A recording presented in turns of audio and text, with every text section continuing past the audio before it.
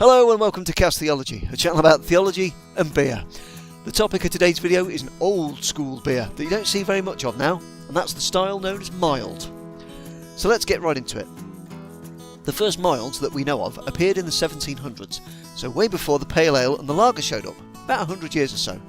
They often used dark, roasted malts, and that was thanks to the way they were dried out, and they used nowhere near as many hops. This led to a, mild flavour, which is one of the places it gets its name from.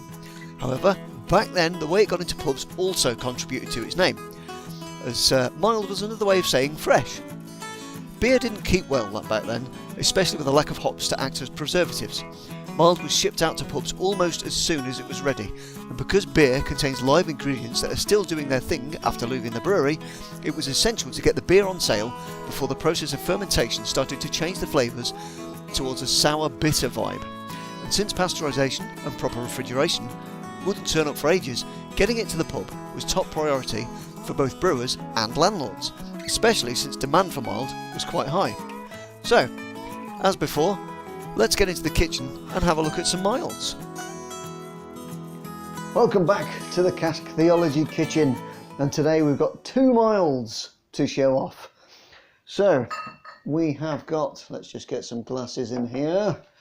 So, what two milds have we got to show off today to you? Right, we've got, from the Lincolnshire Brewing Company, we have Great Tom Dark Ale Mild, and then from Elgood's we have a very special beer, Elgood's Black Dog. So, why is Elgood's Black Dog so special? Well, it's special to me at least. Elgood's Black Dog is the beer that got me into beer. It's a tale for another time, but it's the beer that started me off on all my beer adventures. Up until this point, up until I tried this beer, I was on cider. But Elgood's Black Dog converted me to the real ale cause. I believe I described it in my notes as being punched in the face. Such was the difference in flavour from that to cider. But that's a tale for another time, I think. So, while we prepare the Great Tom, let's talk a bit more about mild's history. So, it's only until recently that mild's gone the way of the dodo. Up until the 60s and 70s, when people really started to get more into lager, which is a trend that's continued up until about the 2000s, before the craft ale revolution. Honest working blokes down the pub would drink one or two things. They'd either drink bitter or they'd drink mild. Incidentally, bitter, pale ale link in the top corner if you want to know more, hint hint. Now that's not to say that mild completely died out, not at least in the UK. There's still a couple of holdouts. There's two places you can still find it on draft in the odd pub here and there. That is the West Midlands region and the northwest of the UK. You can still get them on draft there. It's rare, but you can get it. Now then, I live in the east of the UK. And I'm going to be honest, for this episode, I find it quite a challenge to find some milds to show off. But thankfully, my local craft beer shop had got some. And in fact, the lady that was working there at the time, who actually sold me the mild, she was a West Midlander as well, and she was very confused as well, like me. She thought, there's no mild. There's just no mild. You can't get it. There's no mild. You can't buy it in the shops. There's no mild. So yeah, it's definitely a West Midlands and North thing, at least now. Even though it is slowly dying out, those are the kind of places you can get it. Certainly when I started my illustrious pub career, back in the late 80s and early 90s, I sold mild, lots of mild, but it's not dead. Mild's not dead. You can still pick it up. There's still people that think, you know what, mild's a great beer. So if you go to a beer festival or a craft ale shop, or maybe even in a pub that does a lot of guest ales, you can find mild, even though it's not as popular as it was. If you persist, you can find it, you know.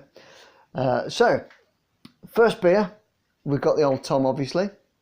So let's continue with the beer history while I open it up. Now, the earliest milds, of course we're talking 1700s up till, I don't know, maybe the 1940s, they were quite strong. Ooh, crikey, that's going a bit loopy.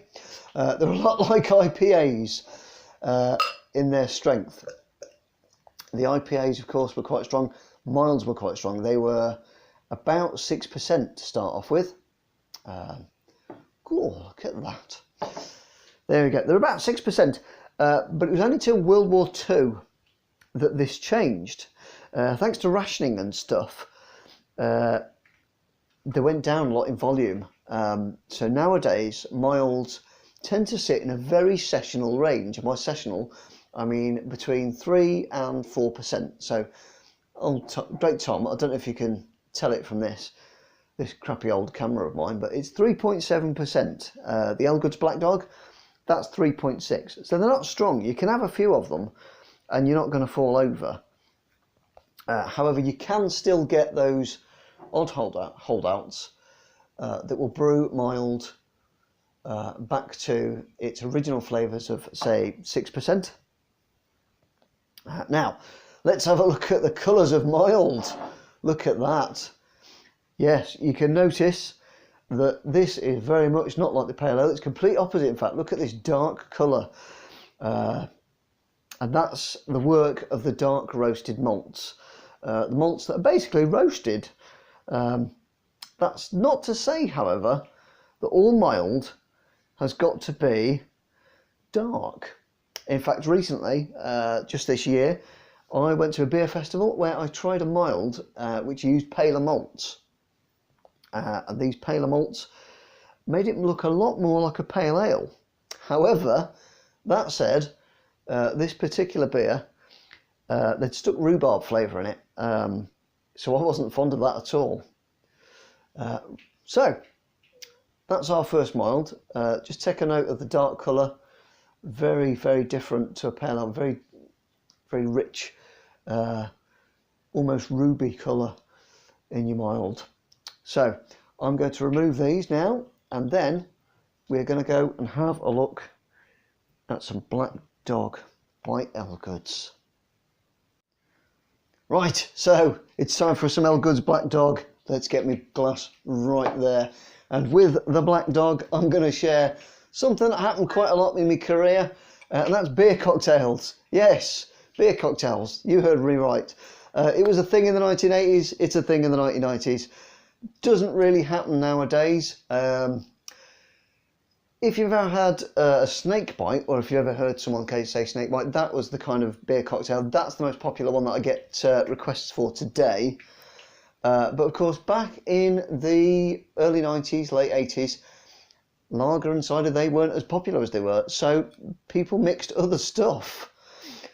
So let me tell you about some of these beer cocktails while I pour this Black Dog. Now, I remember 3 specific drinks, 3, off the top of my head, that mild was used in. So, the first one was called Black and Tan.